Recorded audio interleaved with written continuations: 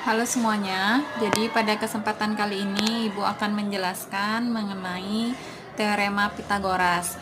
Nah, sebelumnya kita lihat di depan ada sebuah segitiga.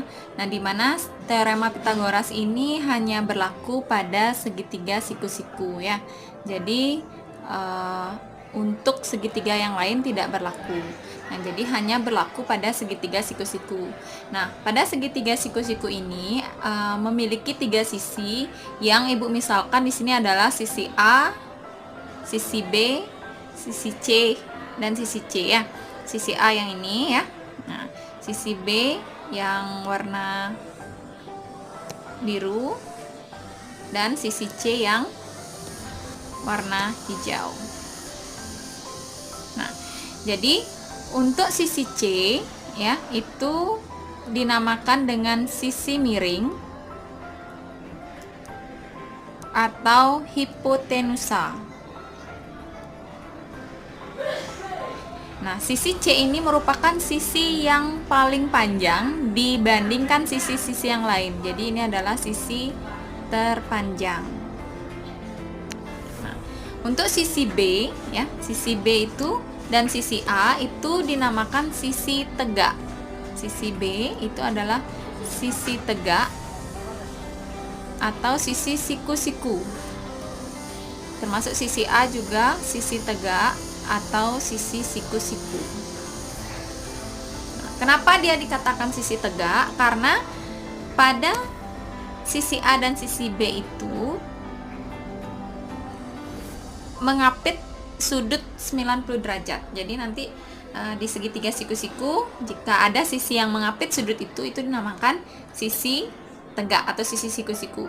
Nah, untuk rumus dari teorema Pitagoras itu sebenarnya gampang untuk kita ingat. Kalau misalkan sisi miring ya, sisi miring atau sisi terpanjang itu untuk menghafalnya gampangnya kita ingat aja dia adalah rumusnya tambah. Nah, siapa tambah siapa? Karena C yang ditanya ya A tambah B, kemudian mereka dikuadratkan. Jadi rumus dari C adalah akar dari A kuadrat tambah B kuadrat.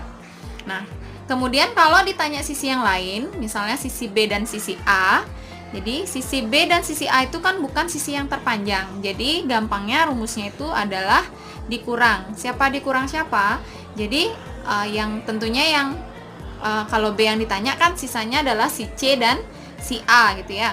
Nah, kalau A dikurangi C kan A lebih pendek daripada C, sehingga kita kurangi adalah C dikurangi A, tinggal dikuadratin.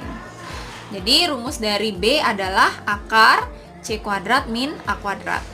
Kemudian untuk A-nya sama, berarti juga kurang karena dia bukan yang terpanjang, C kuadrat min B kuadrat. Gitu. Jadi inilah rumus dari teorema Pitagoras. Nah, untuk latihan soalnya, coba dilihat di depan. Nah, misalnya ada rumus seperti ini. Jadi ada soal seperti ini.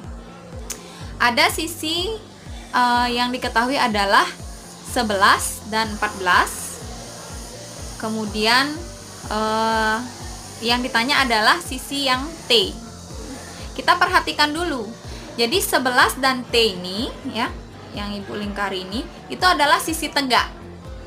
Dan 14 itu adalah sisi miring karena dia tidak mengapit sisi siku-siku. Karena yang ditanya adalah T, di mana T itu adalah sisi bukan yang terpanjang ya, karena dia sisi tegaknya ya. Jadi rumusnya gampangnya adalah dikurang. Nah, siapa kurang siapa? Jadi kalau T yang ditanya sisi yang tersisa kan 14 dan 11. Tentu tinggal dikuadratin 14-nya, 11-nya dikuadratin. Jadinya 14 dikuadratin, 14 dikali 14 ya, 196. Dikurangi 11 dikali 11 itu adalah 121. Sehingga hasilnya adalah 196 dikurang 121 adalah akar 75. Nah, akar 75 ini bisa disederhanakan masih ya. Jadi 75 itu kan 25 dikali 3 ya. 25 kali 3, 25-nya bisa diakarin jadi 5. Makanya hasilnya adalah 3-nya kan tidak bisa diakarin jadi tetap. Jadi 5 akar 3. Sehingga T-nya itu adalah 5 akar 3 cm. Nah, seperti itu ya. Nah, kemudian untuk soal yang nomor 2, ini yang ditanya adalah H. Dimana H itu kalau kita masukkan ke dalam segitiga, itu kita bisa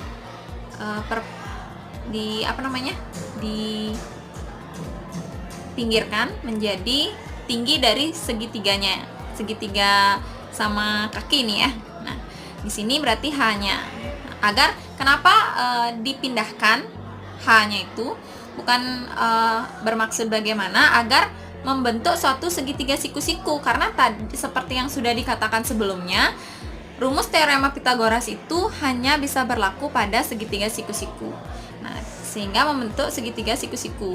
Siku-sikunya di sini ya. Nah, kalau kita keluarkan segitiganya, bentuknya seperti ini. Jadi ini H, ini 9 dan di bawahnya 4. Kenapa 4? Karena kan 8 itu keseluruhan ya. Nah, karena dia setengahnya kan 4 jadinya. Nah, jadi untuk mencari H-nya ya gampang saja. Berarti tinggal karena dia kan bukan sisi terpanjang ya, bukan sisi miring yang ditanya, sehingga rumusnya kan kurang.